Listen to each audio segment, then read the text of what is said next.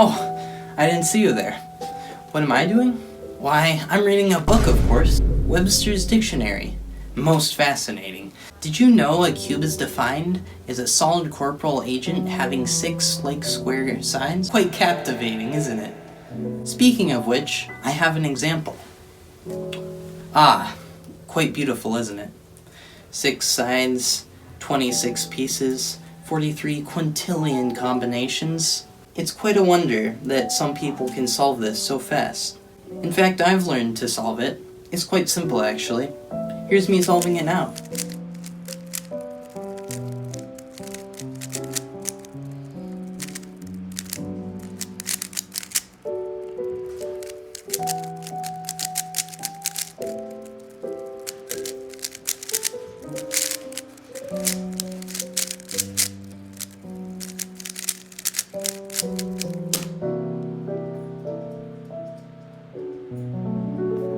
Ugh, horrendous.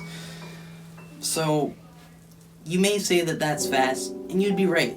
But for someone who's been practicing for 3 years, it's very bad. I've been wanting to get faster at it, but schoolwork has really been piling up, and I haven't really had much time for my 6-sided friend. Thankfully though, my English teacher, the one who wore a cape while riding an electric scooter with a sword and driving down a bunch of college hallways, gave us a more open-ended project that we could do.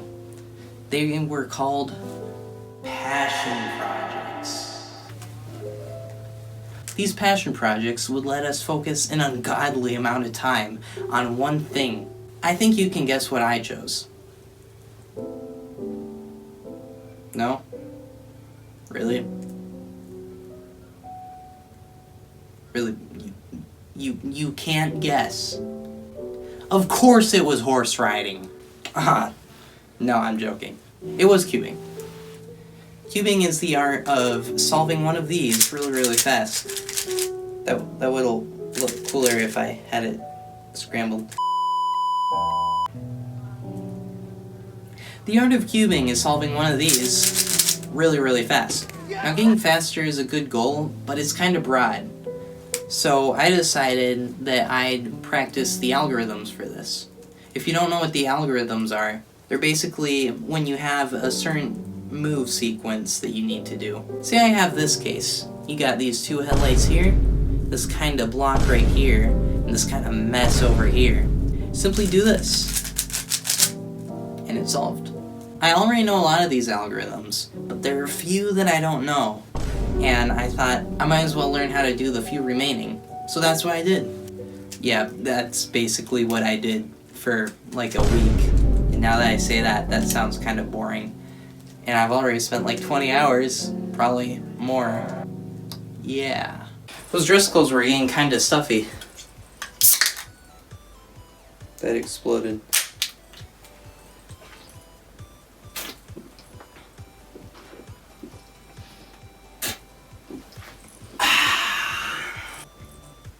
Oh, that's right. Some people who solve the Rubik's Cube actually go to competitions, and I'm no exception. There's this new one coming up. It's called Trojan Spring 2024, and I'm probably gonna have to censor some of that information so nobody knows my actual details. I hadn't been to a competition in a long time, and I mean a long time. I've tried to schedule competitions, but it's either I'm sick or there's something else going on. But finally, I was going to be able to do this. Day 1. This day I focused on learning the E-perm. There, I did it right this time. It's where you start out with this, pretty scary, but you do this set of moves, and it's solved. And that's pretty good. And now I realize there's green on a Rubik's Cube. Now I'm standing in front of a green screen, so that's great. Here's a time lapse of me learning this algorithm. Yeah, not very good. I thought that I could do like a cool camera rotating smoothly while going through the time lapse thing, but that didn't really work out, so, you know. Oh, I drew that a bit too hard. Oh, no. We're good. It's not broken. Day 2. Day 2 was boring. Day 3. This day my cube broke. You aren't allowed to use it in competition if it's like this. So, I got another one. This is a very expensive hobby. Money down the drain. That was a fake $100 bill. I'm not that rich. For clarification, so a cube with a chip corner, according to them, gives me an unfair advantage because I guess I can see which piece it is, because this piece looks different from the rest. I don't really see how that's much of an advantage, but they make the rules. In day 5, my new cube arrived, and it's been treating me pretty well.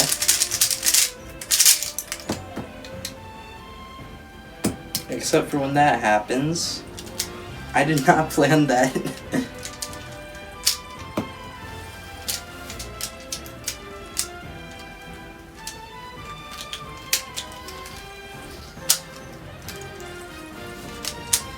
There we go. This cube is pretty good. It has a nice UV coat, and it turns pretty fast.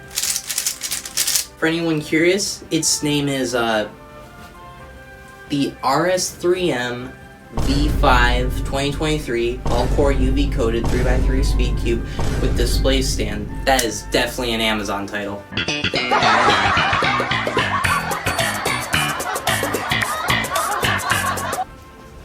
It works pretty well, and now I have 2 display stands. But with that aside, and a new cube in hand, it's time to learn how to solve this even faster. Day 6. Last time I competed, I didn't do very well. I would have gotten some pretty good 2x2 times, but I didn't finish most of the last solves, so that didn't work out very well for me. But I'm hoping that I can do better at this competition. Day 14. This day was miserable. I hated it. I had spent the whole day working on solving this cube fast that I had neglected all my homework, and it was terrible. And I'm saying that tonight, and it's like right now as I'm recording, it's 10 o'clock, and I'm recording this assignment for tomorrow because I gotta present it tomorrow, and I'm gonna have to edit it within the span of 2 hours to get up at a reasonable time. So yeah, that's just kind of a tangent. Maybe that's a sign that I need to stop procrastinating. Math joke. You know what? I'm just gonna skip lots of the script because, yeah. It was like 11 o'clock, I had none of my work done, and I had no idea what I was gonna do. But then I had that midnight energy. I was studying algebra and learning that other thing in history all at the same time. I could feel Einstein reaching out through time and space and touching my forehead, but not in a weird way, in the knowledge way. And he was instilling knowledge into my mind.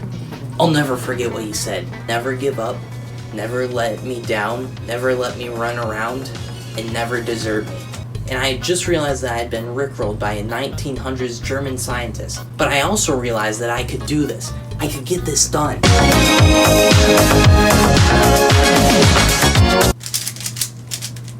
Man, forget F2L. This day I started working on my cross. No, I'm not talking about lacrosse. I'm not talking about Christianity. I'm talking about the cube cross. It's where, during your 15-second inspection time, you do this. Sorry, that guy was yapping. I'll give you the quick rundown. Basically, you have a 15-second time before your solve where you can look at the cube and plan what you're going to do. So you can take all these factors into mind when planning your cross, and then it lets you do it really, really efficiently. Like that. That was really scuffed, but you know, I had planned the cross, so I could do it very, very fast. And yeah, that's kind of just what I drilled for a whole day. That was very painful, but at least I can plan a cross now. Now I'm gonna solve this just for funsies. Hooray! Day 16. I'm very passionate about this day. This day was a blessing and a curse. I got a 16.62 second solve. And that sounds good, but my best solve time is 16.61 seconds. I was 10 milliseconds away. If I had just picked up the cube just a little faster, I would have beaten my record.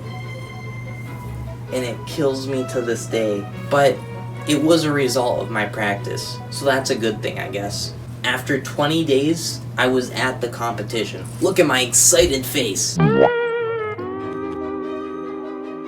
I'm gonna keep this brief because it's getting very late and I think my parents are trying to sleep. Oh my god, I am so tired.